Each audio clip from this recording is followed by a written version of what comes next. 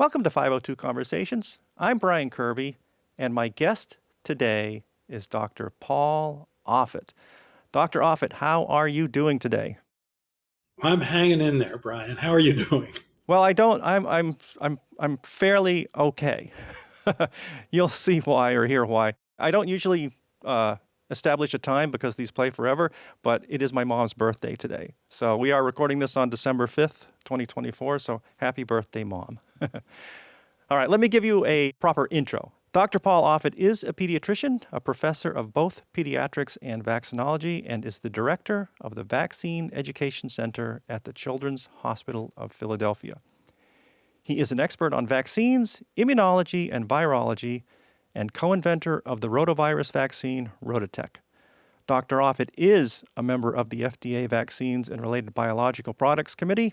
He has published hundreds of papers in medical and scientific journals, speaks at both professional and public conferences, and is the author of 13 books, including Do You Believe in Magic?, Pandora's Lab, 7 Stories of Science Gone Wrong, Overkill, When Modern Medicine Goes Too Far, You Bet Your Life, From Blood Transfusions to Mass Vaccinations, The Long and Risky History of Medical Innovation, and his latest book, Tell Me When It's Over, An Insider's Guide to Deciphering COVID Myths and Navigating Our Post-Pandemic World. Welcome again, and thank you so much. Now, uncharacteristically, I'm going to lay some things out here and then give you some room to tell me where I might be right and where I might be wrong. And I must say, this is one of those cases where nothing would make me happier than if you just say I'm completely wrong about everything I just said. Okay? I asked you here today to talk about some of the nominees for national health departments and offices, and I'm thinking this is not a political discussion, right? But it's a discussion really based on qualifications and the history and previous actions of the nominees. So my goal here is a discussion about public health on the national level. And, people, professionals, especially professionals, you can have honest disagreements and assessments of the evidence.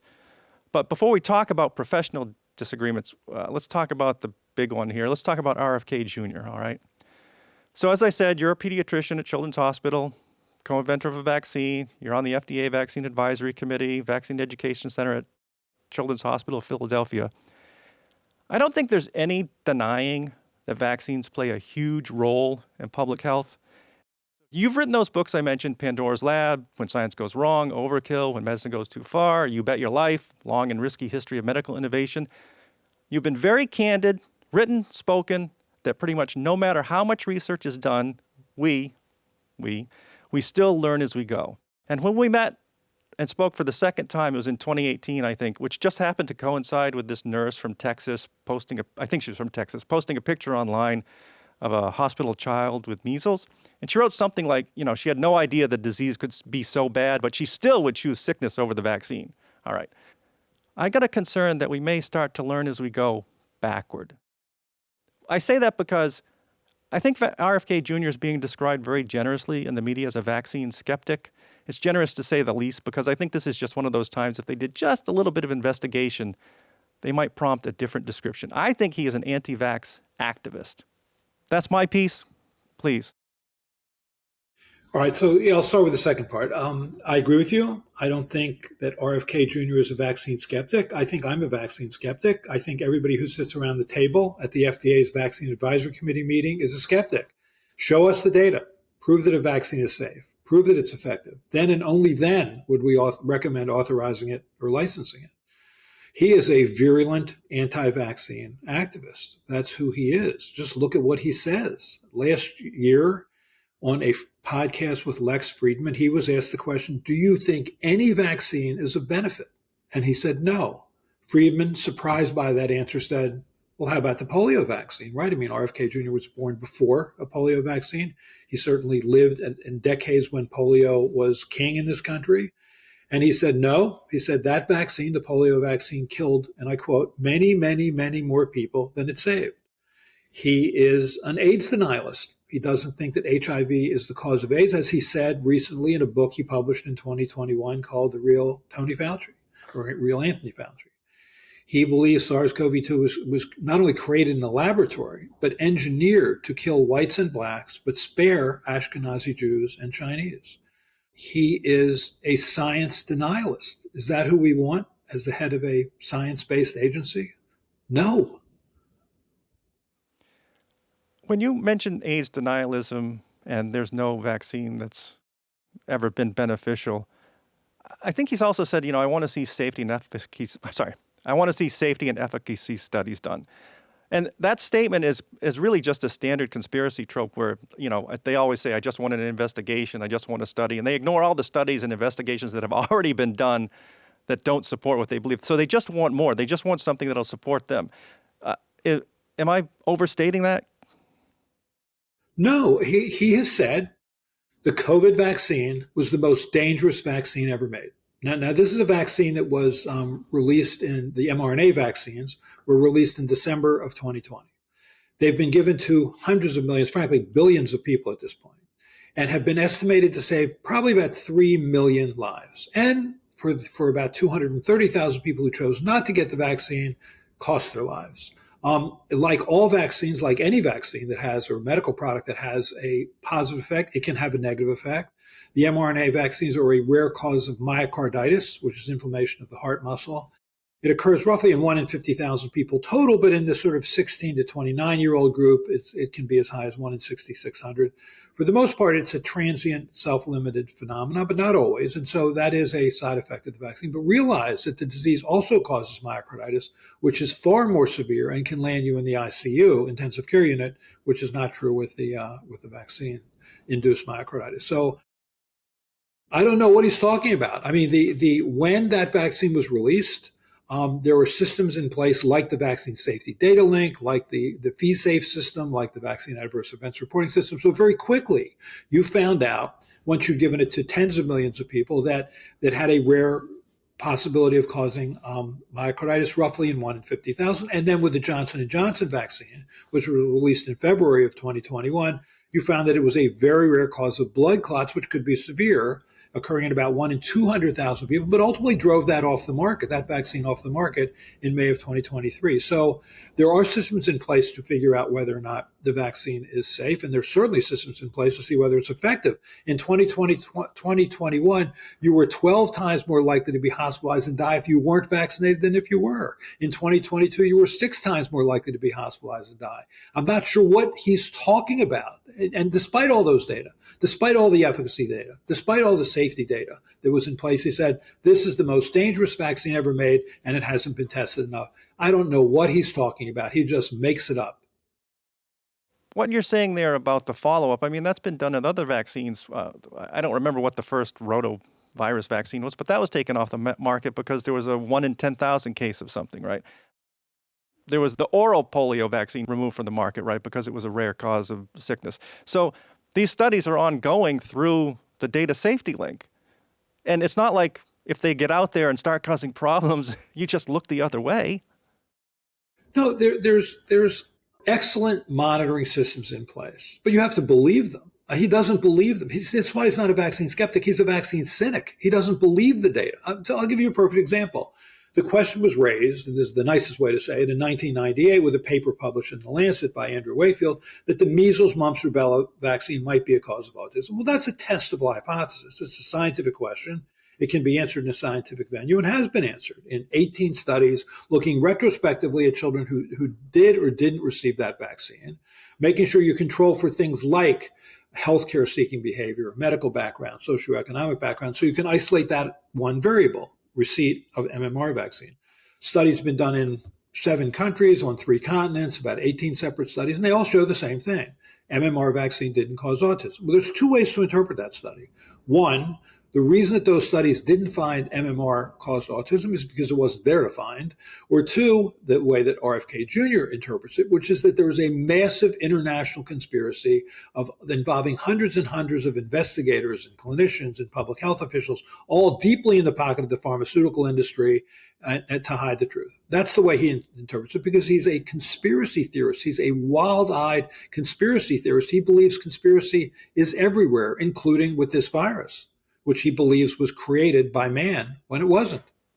I did make he is a conspiracy theorist, there's no doubt about it, because I made a list of stuff that I found that he has said over the years, and everything from the CIA and RFK, his uncle JFK being assassinated and John Kerry losing the election. No, just conspiracy theory upon conspiracy theory. Vaccines are just one of many. So the interesting thing also is when he was asked about if he couldn't think of any vaccine beneficial to people, I mean, this is what scares me the most. Are we going to learn as we go backward?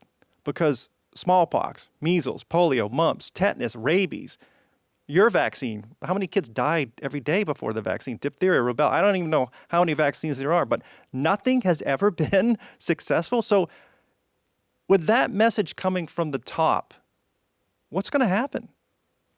I guess you can't predict it, but. No, I think you can. I think you can predict it. I think what's happened over the past few years is there's been an erosion in kindergarten vaccine rates, as reported recently by the CDC in their journal, Morbidity and Mortality Weekly Report. So you've seen that in some areas we've dropped below 93% of kindergartners getting the vaccines they need. In some areas, about 14 different jurisdictions, the percentage of parents who are choosing to exempt their child from vaccines can exceed 5%. So now we're challenging herd immunity. We're falling below herd immunity, and the consequences have already happened. We've had more measles outbreaks in the last couple of years than we've had in any other time recently. Pertussis cases have increased fivefold over the last year. 200 children less than 18 years of age died of influenza over the past year. Those are very high and worrisome numbers. So there's already an erosion. And so your question is, do we have to go back? So in a better world, you'd like to think that we can educate about this. We can say this is a dangerous game we're playing. We can say this is what measles looks like. This is what pertussis looks like. This is what bad flu looks like. And thus cause people to get vaccines that they need. Or we're going to have to stand back and watch children once again suffer, and then and only then will people realize the dangerous game that we're playing. Didn't you see polio, a couple of cases of that in New York State this past year? Right. So in 2022, there was one case of a 27-year-old man in Rockland County, New York, who had polio. And the polio, the virus strain that caused that was the so-called type 2 revertant virus. So the oral polio vaccine, which we used in this country from like the early 1960s up till around 2000, could itself cause polio. It was rare, but it was real. It occurred in maybe 1 per 2.4 million cases. But the reason that happened is that the virus would essentially mutate back to neurovirulent type, back to paralytic type. Well, those strains are around. Also, there are many countries that still use the oral polio vaccine. International travel is common. If you looked in the wastewater of where this man lived in Rockland County, you found that strain, that revertant type 2 strain that could cause polio. It was also in surrounding counties. I think if you looked in Philadelphia or Chicago or Los Angeles, you would find that strain. Drop immunization rates enough and polio comes back. And that's what happened here. The immunization rates in his particular county were like 30%. For polio. And so the virus could come back. And there's no difference between the paralysis caused by this strain, this essentially revertant strain that was derived from the vaccine, and wild type or natural polio. And remember, only about 1 in 200 people who are infected with polio will actually be paralyzed. So he represented the tip of a much bigger iceberg of people who are actually infected with the virus. What you just said there, we got to drive that home, or you should drive that home. The viruses are still circulating. So polio, it's still out there. Measles is still out there. A smallpox has been declared eradicated. I don't know, is it still out there, or does that mean it's actually gone? It's gone. Smallpox is gone. But, it's in laboratories. I mean, I think if a rogue nation or group wanted to reintroduce smallpox, it could. And while we're on the vaccine topic for just a second, we neglected one, or I neglected one. So the HPV vaccine. That's another great vaccine, right? I mean, there was just a study out of Scotland this year looking back at their vaccination rates. And they found that 100% of cervical cancer cases in this group they followed over 10 or 15 years, they were all in the unvaccinated, right? None in the vaccinated, when they were vaccinated as recommended, like 12 to 13, right? That's another success. That's an amazing success. It's a cancer-preventing vaccine. Human papillomavirus is the only known cause of cervical cancer. 20 to 25 years after you've been infected with HPV, you can get cancer. But if you get that vaccine prior to that, preferably prior to your first sexual contact, you can dramatically reduce the incidence of cancer. This is also true in Australia. They've dramatically reduced the incidence of cervical cancer because of that vaccine. And about 80% of people, when they graduate college, will have been exposed to that virus. This is not a rare virus. And cervical cancer isn't rare. So this is a real opportunity to prevent the thing that we most fear, which is a fatal cancer. RFK Jr. is nominated for the head of the Health and Human Services, right? So what other departments fall under that? You've got the CDC, the FDA, the NIH. USDA. USDA. How does having the head of all of that be a vaccine-denying activist conspiracy theorist? I mean, what's the trickle down there? Or can you tell? I mean, I don't know. How much authority would he have? Oh, he has a tremendous amount of authority. There was a previous Secretary of Health and Human Services who once said, and I can't remember who it was, who said, "I'm amazed by how much power I have with the stroke of a pen." I think he could certainly really weaken the vaccine infrastructure in this country. I mean, he's already sort of scared people unnecessarily about vaccines, and the platform he's had to stand on was his name. He has a famous name, Robert F. Kennedy Jr. Now he can actually do things to help destroy the vaccine infrastructure. All he would have to do is say, look, I don't think these vaccines have been tested enough, and I want to pull them out of the vaccine injury compensation program and just subject them to the slings and arrows of outrageous civil litigation. And we'll be right back to where we were in the early 1980s, when we went from 27 companies that made vaccines to 18 companies that made vaccines to 4 companies that made vaccines. Because first of all, vaccines aren't big money makers for these companies, because it's just something you take once or a few times in your lifetime. And two, they're not going to handle that kind of litigation. And that's what happened. We got to the point in the early 80s where there was only one company left willing to make the pertussis vaccine. They were getting sued. And they said, that's it, we're out. We're not going to make pertussis vaccine for American children. And that's when the vaccine injury compensation was put in place. Subject these vaccines to the vagaries of civil litigation, and these companies will stop. And maybe that's what he wants. He wants to just, as he said, I think that we've been neglecting chronic diseases. The NIH, National Institutes of Health, has been neglecting chronic diseases. Let's just, as he said, quote, give infectious diseases a break for a while and focus just on chronic diseases. I'm sorry. You want to give infectious diseases a break for a while? We had a SARS-1 epidemic in 2002, a MERS epidemic in 2012, an Ebola epidemic or pandemic for the first two, an Ebola epidemic in 2013. We have now SARS. We have bird flu hanging out there. You've got increase in dengue cases. I mean, infectious diseases aren't going to be giving us a break. So whether he gives them a break is irrelevant. And I know this is going to sound odd, so maybe you can disagree with this. Chronic disease is actually a success story for a population, because if you can rid yourself of infectious disease, that's a plus, and the chronic disease comes later. So, I mean, yeah, it's a struggle to deal with chronic disease, but it's to not have infectious disease in a population, that's a success. Right. Largely because of vaccines, we live 30 years longer than we did 100 years ago. In many ways, we live long enough to develop chronic disease. There's this great cartoon that was in the New Yorker. It's 2 cavemen sitting around a fire talking to each other. And one looks at the other and he says, I don't get it. Our water's pure, our air is clean, all the animals that we eat are free range, and none of us lives past 30. All right, let's move. We'll probably come back to RFK if he's going to be at the head of everything. But the other nominee, Dr. Oz, for head of Center for Medicare and Medicaid. So there's no argument, though. He is a professional, right? He's a research award-winning doctor. He holds patents for heart surgery devices. He was a cardiothoracic surgeon, right? And then along the way, I'm not quite sure what happened. The astrology, the Reiki, the iridology, platform psychics and homeopathy, and he built this supplement empire. I don't know if you have any thoughts on that. Well, he's a little bit all over the place. I mean, in 2009, when swine flu hit, he didn't in any sense support the swine flu vaccine. But he since has been a vigorous activist, actually, for getting the yearly epidemic flu vaccine. He at one point said that he thought that the MMR vaccine might cause autism. He wasn't convinced that the studies had exonerated MMR as a cause of autism. But then there was a big outbreak of measles in this country in 2019. He was a big supporter of the measles vaccine. I think the thing that I guess I find the most upsetting, he's a brilliant man and a brilliant cardiovascular surgeon, is that he's a little bit of a snake oil salesman. You know, he's got these magic medicines that will help you lose weight and have better sex and thicker hair and all that stuff. And I just when it's not really science-based. I mean, it was so bad, actually, he was brought up in front of Congress to try and defend some of his, I think it was a magic coffee bean or something, but Green coffee beans. Green coffee bean, right? That was it. So I think he's willing to leave science behind at times, which is hard to watch when you're about to head agencies responsible for Medicare and Medicaid. All right, if we're going to go down the vaccines cause autism conspiracy or people that don't buy into that. So then we have Dr. Dave Weldon, right, nominated for CDC director. Okay. He kind of is on that line of vaccines cause autism. He also voices concern about the HPV vaccines, right?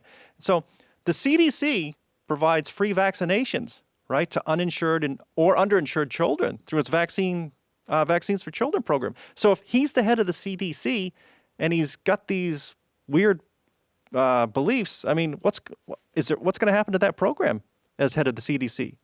Right. So I was actually on the Advisory Committee for Immunization Practices in the early 2000s. And he was then a Republican congressman from Florida, but he was also on the Appropriations Committee. And the CDC gets its money from Congress. So he basically certainly believed that the measles, mumps, rubella vaccine caused autism. He certainly believed that thimerosal, this ethyl mercury containing preservative that was in vaccines given to young children but isn't anymore, was a cause of autism and a variety of neurological disorders. He actually made us voting members on the Advisory Committee for Immunization Practices vote on whether or not we should divide that vaccine into its three component parts. Because Andrew Wakefield, who had published the paper falsely claiming that MMR vaccine caused autism, had said that by giving them together, you're overwhelming the immune system. If you separate those vaccines, that will lessen the risk of autism. So he made us vote on that. And I remember Walt Ornstein, who was head of the National Immunization Program, was almost apologetic when he said, look, we have to vote on this. And obviously it was a ridiculous vote. We all voted no, we shouldn't separate it out. And but he won in the sense that it was carried in the media as something that we discussed, as if this was anything worthy of discussion. But he also really pushed for trying to separate out the vaccine safety from the CDC. He felt that the CDC wasn't to be trusted. And that's true of all these appointments, whether it's Marty Makary at FDA or Jay Bhattacharya at NIH or now Dave Weldon at CDC. All of them share the notion that the agencies that they may be about to head are agencies that are not to be trusted. Yes, I'm not liking where this conversation is going. So you haven't told me I'm wrong yet. I'm not getting the real. All right. So Dr. Marty Makary then. Okay. So FDA commissioner. He's quoted as saying he'll cut the bureaucratic red tape at the agency to make sure Americans get the medical cures and treatment they deserve. So what does that mean? Because the supplement manufacturers, they successfully lobbied in '94 to be exempt from bureaucratic red tape. And that worked great for the manufacturers, but not so much for the rest of us, right? And I mean, Makary, didn't he also champion natural immunity over the vaccines? But even if true, you spoke about this early on, natural immunity, that comes with sickness, a huge cost in sickness and death. So, I mean, maybe it was discounted as for some that already had it, but I mean, it's not a good overall strategy. Right. So first was the Shaya. You're right. The supplement industry was able to lobby Congress to get the Dietary Supplement and Health Education Act, which basically kept them free from having to prove anything that they said. They're not allowed to make specific medical claims like this saw palmetto will shrink your prostate. But they can say it supports prostate health, things that support immune health, support energy, whatever.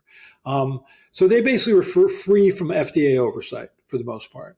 But the FDA licenses drugs and biologicals and medicines, and you want to make sure that they serve their function, which is to be a guard between the pharmaceutical industry and the public to make sure we're getting products that have been adequately tested to be safe and effective. I mean, I'm not sure what one means by cutting bureaucratic red tape. Hopefully it doesn't mean in any way lessening the quality or size of the studies that prove safety and efficacy.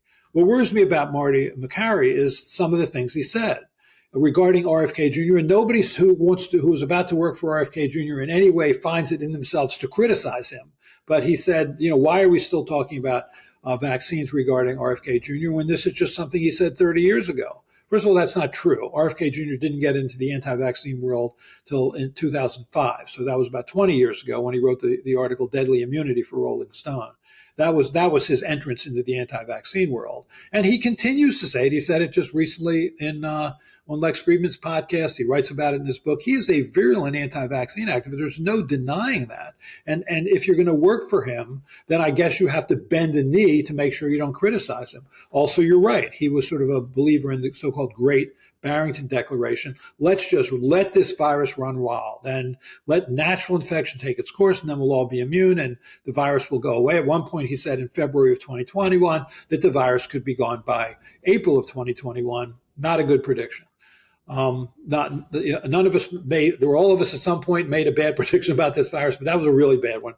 And it's also misunderstands the virus. I mean, this is a short incubation period mucosal virus. It's going to be with us forever. You can't ever eliminate this kind of virus. Even if everybody in the world was vaccinated or everybody in the world was naturally infected, the virus is still going to circulate and affect the vulnerable who don't make a very good immune response. And you're right. We should stop calling it natural immunity. We should call it what it is, survivor immunity.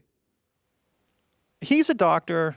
Dr. Oz is a doctor. Bhattacharya doctors. So this was what I was alluding to about professionals can have disagreements about evidence and what needs to be done, and you can be right and you can be wrong. And you talked to me several times over the pandemic, and one time you came on and you said, I was wrong about that. When you admit you're wrong, that actually, it instills trust because you're going to admit that you're wrong. I think part of what's going on here is these people just can't admit they were wrong about something. You can admit you're wrong and still have trust, and you actually gain trust as far as I'm concerned. Right. I mean, RFK Jr. still says to this day that HIV is not the cause of AIDS. Is this the guy you want to have heading this? If I was asking him questions as a Republican senator, that would be my first question. You have written recently that HIV does not cause AIDS. Are you going to, as head of HHS, make it so that we no longer give antiretroviral drugs to AIDS patients? Is that your goal? Because why give it to them if it's not treating their disorder?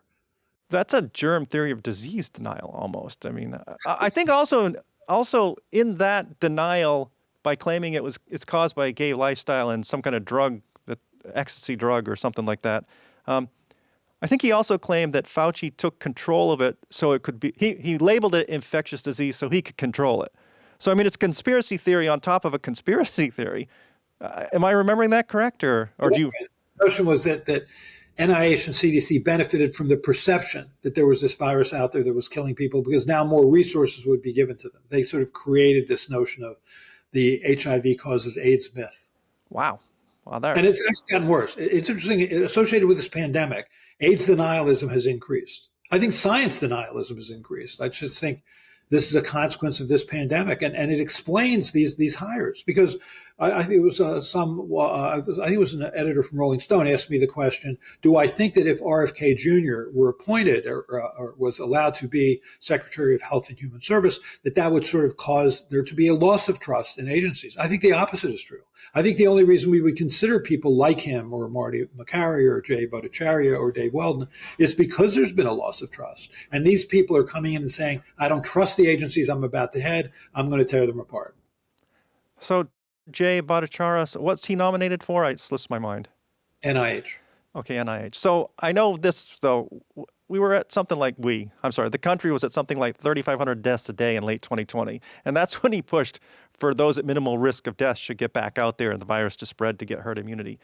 But again, it's interesting because those at minimal risk of death, and that's difficult to assign because it turned out that you didn't know who was at risk of death. It reached way down into kids all the way up into the elderly and sick. So, but the other thing is, as I mentioned before, it's not a simple binary of death or asymptomatic disease. There's everything in between that happened to people. And he had no plan on how to protect those even at greatest risk. So what's up with that nomination? Is it just another one of these? He's a contrarian, or that's generous probably.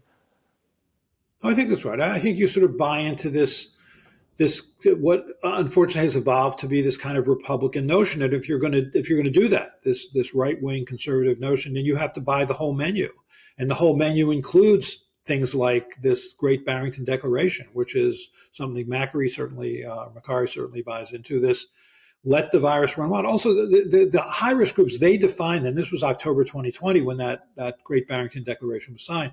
Their high risk groups were like 80-year-olds or people in nursing homes. I mean, it's certainly a larger group than that. It's anybody who's immune compromised, anybody who has chronic lung, heart, or kidney or neurological disease, people who are obese, people who have type 2 diabetes, the people who are pregnant, people who are receiving immune suppressive drugs for their cancers or rheumatological diseases. And at some level, there's a large percentage of this country. I mean, what percentage of the country is obese or has type 2 diabetes? It's not just people who are 80 years of age or greater in nursing homes. So they're like letting the virus run wild didn't make sense. And what they do is they keep pointing to Sweden. They say, see, Sweden let the virus run wild, and they did much better than we did. That's true. They did better than we did, but they didn't do better than other Scandinavian countries. If you compare Sweden to apples instead of apples to oranges, I mean, look at the same ethnic background and the same sort of population makeup. Sweden did much worse than Norway, which much more restrictive was Norway in terms of closing schools, closing businesses, restricting travel. So they did much worse than similarly sized and similar ethnic background countries.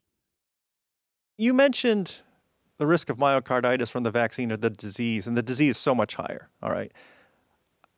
And I still hear, I don't know who championed this, if it was Makary or Bhattacharya, but I still hear this, that healthy children didn't get sick and die. No healthy child died from COVID. Masking didn't work. They scared us into submission, they being the scientific establishment. Often a few seconds later, I'm sorry to mention this, that's also followed by the majority of U.S. agencies agree this was most likely a lab leak. We don't have to go all the way down that road. But those all get lumped in. No kids got sick, it's just to scare us. Nothing worked. Masking didn't work. It's no worse than the flu or a common cold, and it was leaked anyway, so that's what everybody thinks. Go ahead. So 1,800 children died during this pandemic. We certainly had deaths in our hospital. And it was often associated with severe myocarditis, associated with so-called multi-system inflammatory disease that was caused by the virus. But I do want to get into lab leak for a minute, because this upsets me more than anything else. It is important to understand the origin of this virus. I mean, this is the third pandemic coronavirus in the last 20 years. Let's assume it's not the end of it. And two of them had their origin in China, and both in the same place, in wet markets, that were selling animals under unsanitary, non-hygienic conditions, and that were being sold illegally. There are at least several dozen species of animals that were being sold illegally, like bamboo rats and palm civets and raccoon dogs, and being brought from all over the country into these unhygienic areas. And that's how SARS-1 started, right? It was they didn't kill the animals then, and so you still had them around the time of the pandemic. When the pandemic started, so you could test the animals, and it was a raccoon dog that seemed to be the major intermediate host. Now it's still one of those three that I just mentioned, but they killed all the animals, so you couldn't really tell initially. So you had to go back, and it's been done, where you look at this. Basically, it's stall A in the southwestern section of the Hunan wholesale seafood market, where you see evidence of SARS-CoV-2. The first two cases were in people who worked in that stall, and then you can see it just sort of expanding out from that area, well apart from the Wuhan Institute of Virology, which is 9 miles away on the other side of the Yangtze River. So the notion of, and it's two lineages. There were two lineages of virus that started there. So they're arguing the virus leaked from a lab, then the person who presumably had it, two people, because it was two lineages, then went to this one area, which is exactly where you expect an animal-human spillover event to occur, and did occur in 2002 with SARS-1, instead of the other 10,000 places either one of those two people could have gone to begin spreading this pandemic. So it just defies imagination. There's two excellent papers, one in Science, one in Cell, that goes through the phylogenetic big breakdown of those early strains, so you can see exactly how that virus spread, and that's where it spread from. And it was one of those three animals, either palm civets, bamboo rats, or raccoon dogs, that spread it. You know that, and nonetheless, here you have people saying that something has happened that's never happened before in human history, which is that a person or people created a strain that killed 7 million people. That's quite an extraordinary claim. And if it's an extraordinary claim, it should be backed by extraordinary evidence, as Carl was saying and said. Instead, it's backed by just innuendo and conspiracy. And it is hard to watch, because we need to know this next time. I think China should be held responsible for what just happened, to the extent that it happened 10 or whatever, about 20 years before, 18 years before, in the same setting. And we just divert everything to this stupid, disproven lab leak theory, which is just a waste of everybody's time. And really is just a politically motivated thing to say that the Democrats did it because the Democrats had, during the Obama administration, funded through EcoHealth, the Wuhan Institute of Virology to study coronaviruses. Therefore, they're to blame, because we always have to blame the other party. And it's just hard to watch this. It's us at our worst. It's December 5th, as I said. Just, I think, December 2nd, the subcommittee COVID response, Senate subcommittee on COVID response, they released their report. I only glanced at it. I don't know if you've seen it or not. It reads like a conspiracy theory manifesto for the most part. It's shocking. So I guess maybe I'm starting to have a lack of trust myself, because I looked at that and I'm like, wait, they're saying there was no natural spillover and that it's never happened before and that there were some people at the lab that were sick with a virus-like disease. So that means that's why. And that's the official report. Well, it's political, because so you didn't read all 500 pages then? No, I couldn't. I mean, the summary's bad enough. So there was a report that followed a couple days later, basically from the Democrats, saying that all the credible evidence was on an animal to human spillover. But nonetheless, 2/3 of people in this country believe this was a lab leak. And although 80% of Republicans believe it was a lab leak and about 58% of Democrats believe it was a lab leak, still most believe it was a lab leak. And I think it's because when something bad happens, we look for conspiracy. And whether it's, JFK's assassination or Princess Di's killing, or even when Trump was shot in Butler, Pennsylvania, I think people quickly default to a conspiracy theory because it's the easiest to latch onto. It's much harder to understand the notion of an animal to human spillover event. Although remember, probably 70% of the pathogens we're infected with were animal to human spillover events. I mean, flu is a bird virus, Mpox is a rodent virus, Ebola is a bat virus. HIV is a chimp virus that spilled over into humans in Cameroon in the early 1930s. I mean, you can go through all that, and if you look, for example, in rural China, where people are living in closer association to bat caves than, say, in urban China, 1 in 40 people will have been infected with a bat coronavirus. So these spillover events are common, and I don't think people quite understand that. Well, I think maybe we've lost sight of the fact that we are animals, right? We are mammals, just like everything else around, subject to viruses, and we may end up being our own worst enemies. Have we entered this American version of Lysenko's biology so that you're the contrarian, and as long as the dear leader, you say something he wants to hear and you're anti-establishment, you're in? I mean, that's what it seems like. I don't know if maybe I've gone too far. No, I think it's a frightening, frightening time. I think we are at a time where the anti-vaccine movement, for example, has risen up into the mainstream. I mean, the notion that RFK Jr. would be the head of HHS, and he surrounds himself with similar anti-vaccine activists like Aaron Siri or Mary Holland or Del Bigtree, who are also virulent anti-vaccine activists, and that they now have say. I feel like science has become an away game, that people simply declare their own scientific truths, that science is losing its place as a source of truth, and that it's politicized, horribly politicized. And much as in Hitler's Germany, for example, science was politicized to basically support eugenics. The same thing was true in Stalin's Russia or in the Taliban. I mean, science is politicized. I think it's that bad. Now, we'll see what happens, because I do think, that good science ultimately wins out in the end. And here's a story that makes me feel better. It's the Galileo story, right, which everybody knows, but I'll say it anyway. So Galileo, early 1600s, he's observing the planets. He comes to realize that the Earth revolves around the sun, and not as stated in biblical scripture that Earth is the center of the firmament. So he's brought up before this Catholic tribunal that censure him and put him in chains. But as he's being let out, he looks back at them and presumably in Italian, referring to the Earth, he says, and yet it still moves. So you can put me in chains, but the fact is the Earth still revolves around the sun. And it doesn't matter how many times RFK Jr. says vaccines cause autism or diabetes or multiple sclerosis, or all his minions say that. It's not true. And ultimately, good science does win out. But we may pay a price in the meantime. One thing I wanted to talk to you about, just to sum up here, is I heard you say the nuanced messaging was tough, right? that, it may not have worked. So, vaccines are good, but they weren't 100%, but they're effective at protection from death and hospitalization. That would be the nuanced message. I think in this report, again, they say that the vaccines were overpromised, and that was a huge mistake, all right? And I think, was it Jonathan Udell said you have a choice to get a vaccine or get COVID, when maybe the nuance was, well, you have a choice to get a vaccine with a high safety profile and self-limiting adverse events, or you can get a novel disease with a high rate of adverse events and a risk of death, right? But I think that would work. You don't think so? People can't take it?